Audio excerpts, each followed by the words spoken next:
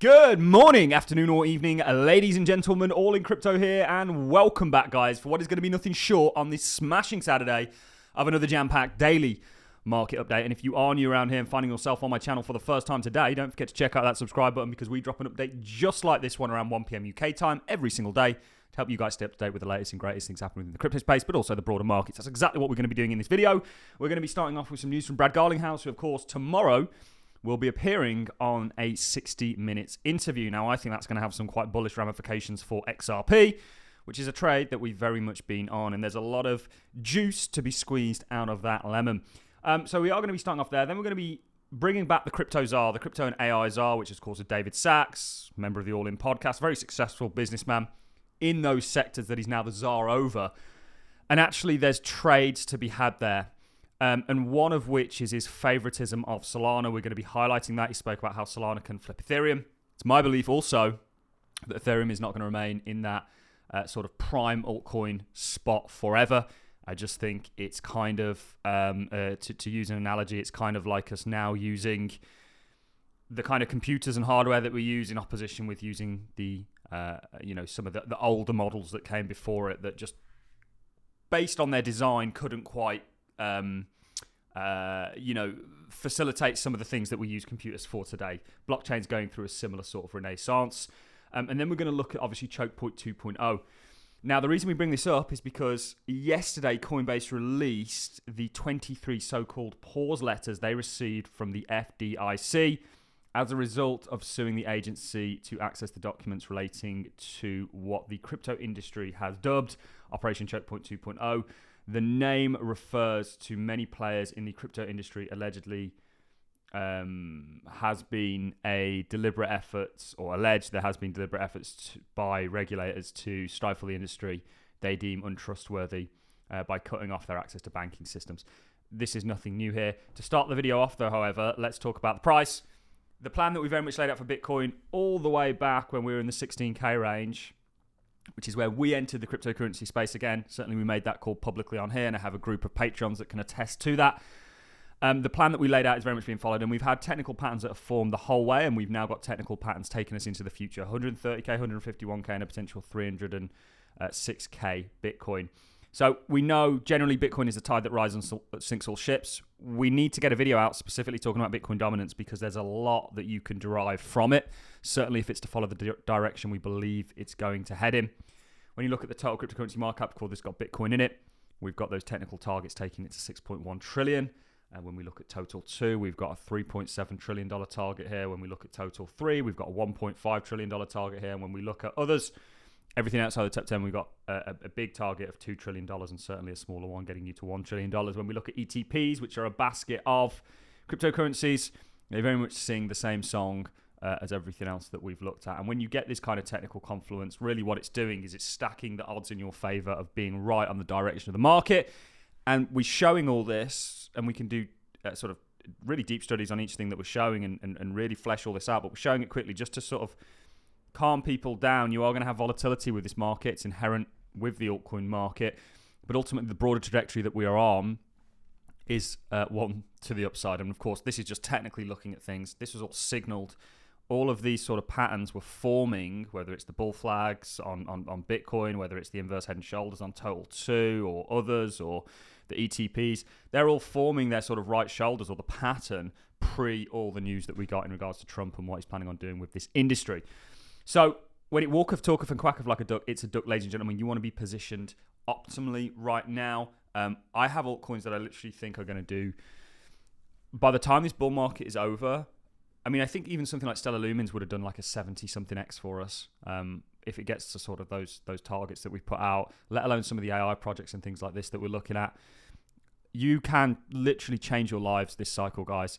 And I won't throw it on the screen, but I had my brother message me and he said, stay humble. And he sent me a picture just to share a bit of a personal story with you guys of me buying Chainlink. I think it was sub $1 and it went to $1.80, and I sent him a picture, and I must have had a couple grand's worth of Chainlink at that point at $1.80. I sent him a picture essentially saying, bragging about how good I was at this game back in 2018-19.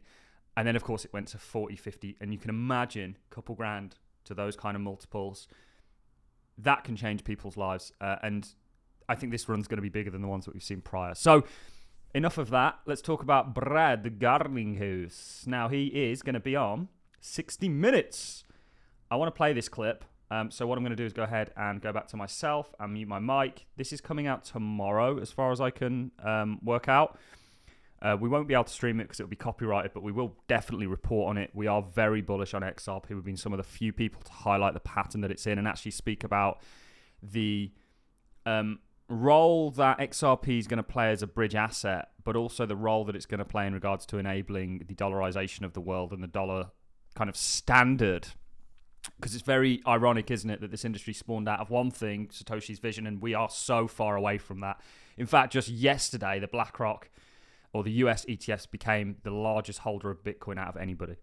Bitcoin is the bank coin at this point. It's not used to do what Satoshi set it out to do, and anybody that tries to argue otherwise, I think is uninformed at this point. Has it changed people's lives as a store of value? Yes, but it's not Satoshi's vision at this point. Satoshi's vision wasn't to create a store of value. It was to create an alternative system to the current one, which we knew would, even Jerome Powell saying this isn't a threat. Let's mute my mic and dive into this clip.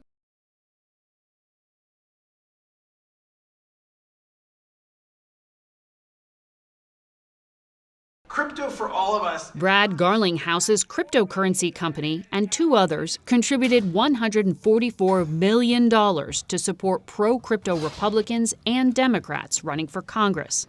85% won. It's incredible. So, in your mind, is the message for any lawmaker looking to run for office that they have to take your industry seriously? Fear your industry? Crypto for... Now, this is interesting. Ultimately, 80% of the people that they backed won, and they backed them heavily, and there's allegiances that are formed on the back end of that. So this interview is coming out tomorrow. I'm not sure exactly when. We'll keep you up to date on it, but this, I think, is going to have broad ramifications for everything about the industry and certainly XRP and things like that. And XRP's done marvelously well. We are really expecting the continuation out of that. So do stay tuned for this. Lots of things we can say about XRP and Ripple and everything of the sort. Let's go back to the crypto czar. Trump announced yesterday, I'm pleased to announce, that David O. Sachs will be the White House AI and crypto czar.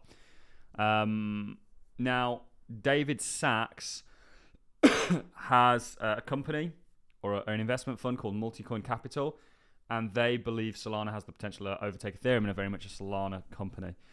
Or I wouldn't say Solana company, but very heavily backing Solana.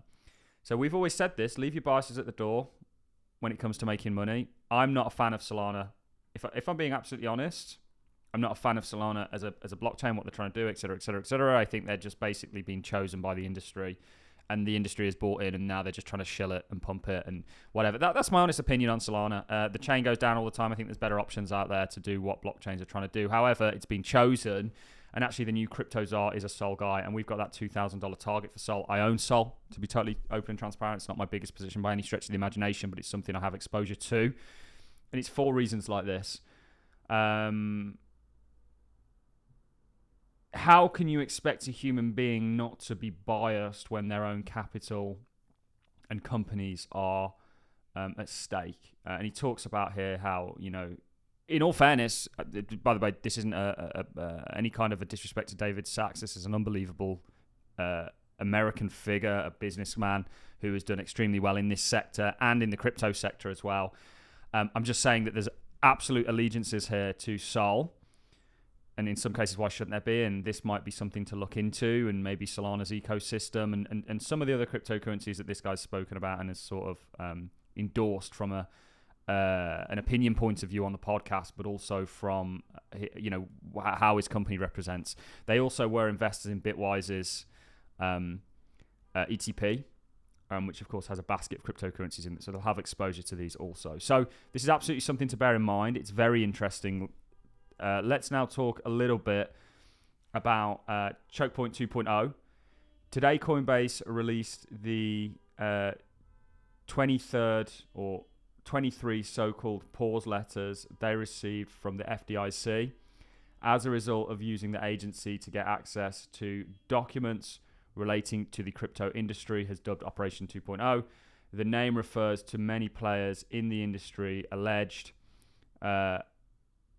has been deliberate efforts by regulators to essentially stop enforcement. So today, Coinbase filed a motion in court to request access unredacted versions.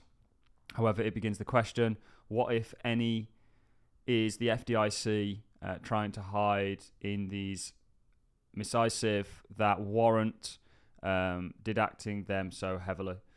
There's absolutely things that they're hiding, and there was absolutely a deliberate effort, and I think it was more to stall this industry than anything, so that the same actors can gain vantage over it. There's absolutely been a big effort towards stifling the cryptocurrency industry. In fact, just the other day, the SEC denied all the Solana ETFs, or they denied 3 or 4 of them. It's very likely they're going to deny the rest because they'll, of course, through sort of fair practice, have to accept them all. So the good news is bright days are ahead of us for the crypto space, and that hasn't even started in regards to Trump becoming president and all these people sort of taking up their roles and starting to implement this technology in the world. And as investors, we're positioned perfectly. That is it from me, ladies and gentlemen. I'm going to love and leave you on that note. I hope you enjoyed this daily market update. If you did, a like and a comment is always appreciated. Don't forget to become a subscriber, because we'll see you tomorrow at the same time. Thanks for watching, guys. See you soon.